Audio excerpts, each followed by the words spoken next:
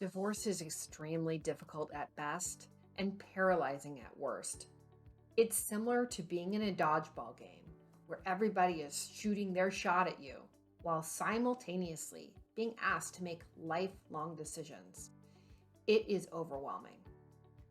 Hi, I'm Julie. I've been mediating divorces for over 24 years without drama and without breaking the bank. There are 5 ways to get a divorce in Oregon, and we're going to cover today the pros and the cons of all 5 ways so that you can make the best decision for you. Let's get started. The first way you can get a divorce in Oregon is simply by using the internet forums. The obvious advantage to using the forums is they're cheap, which makes them really attractive. But there are many, many disadvantages to the forums, which I presume that you know, but let's go over them anyways. If you have assets, if you have joint liabilities, or if you have kiddos, you shouldn't be using these forms because you don't know what you don't know and you will impact your situation. You may not know it for a few months or for a few years, but eventually something's going to come out, like your retirement or back child support that you didn't know about. There are so many times that I have had to fix the forms for people before they go in, and sometimes I can fix them afterwards, but most of the time when a judge rules, it's done and you can't reopen it. So don't use the forms if you have assets, joint liabilities, or kiddos. It's just not worth it. Option number 2 on how to get a divorce in Oregon is to use a divorce mediator. Divorce mediator is put in air quotes because, fun fact, in Oregon, anybody can be a divorce mediator.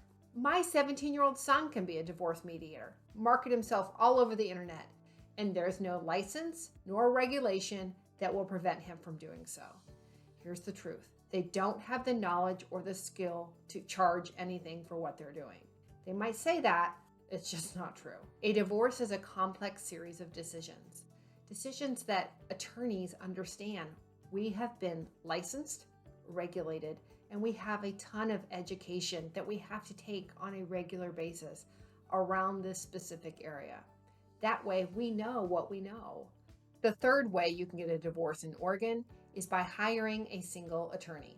Now, attorneys know what they're talking about, so that's a clear advantage. They're moderately priced for only one attorney, so that's also a clear advantage.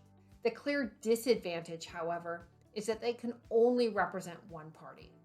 What do I mean? I mean, if they only represent the husband, which they can only represent one party, so let's say husband has hired the attorney, then that attorney is ethically and legally required to only care about what happens to the husband and to look after his best interests and not care about the wife. An attorney mediator, like myself, we are neutral, so we care equally about both parties. So the clear advantage to using an attorney mediator over a solo attorney is the neutrality and the lack of representation. But on the whole, they both cost the same.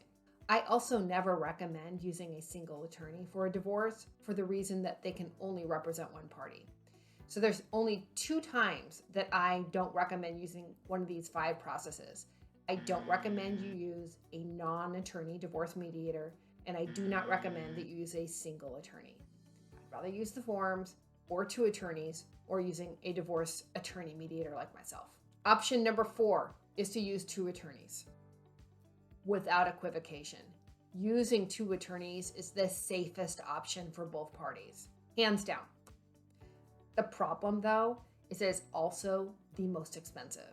My experience from what my colleagues tell me is that it's about $20,000 per person when you're litigating at the bare minimum. So now you're looking at $40,000 to about $100,000 to litigate a regular divorce. It just has spousal support and child support and parenting time and some assets and liabilities. Nothing that would normally break the bank. But when you hire 2 attorneys, that's the problem. It really does break the bank. Option number 5 to get a divorce in Oregon is to use a divorce attorney mediator like myself. Now here's the catch. I am an attorney and I am a mediator.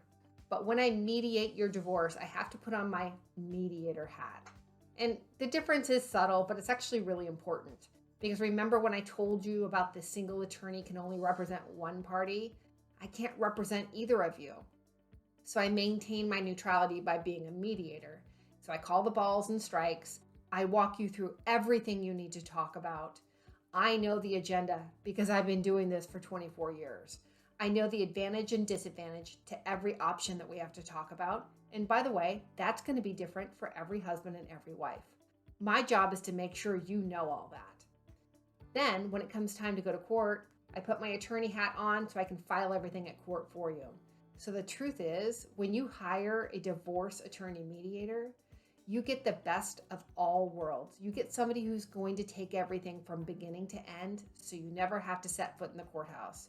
You're going to get somebody who's moderately priced, not the cheapest, not the most expensive, but the Goldilocks option. You're going to get somebody who knows the law, who's licensed and regulated, and all attorneys, attorney mediators included, we have to hold insurance to protect you. So yes, you're paying slightly more than those forms, but you're not paying nearly as much as those two attorneys. It really is the Goldilocks option. If you have any questions, book a consult with me. I'd love to talk with you about what's right for your situation. And in all truth, if your situation can be handled with the forms, I'll tell you that. And if your situation isn't right and you should be hiring those two attorneys, I'm going to tell you that too. I want to help you find the best process for you. Read the blog, give me a call, schedule a consult. Let's talk.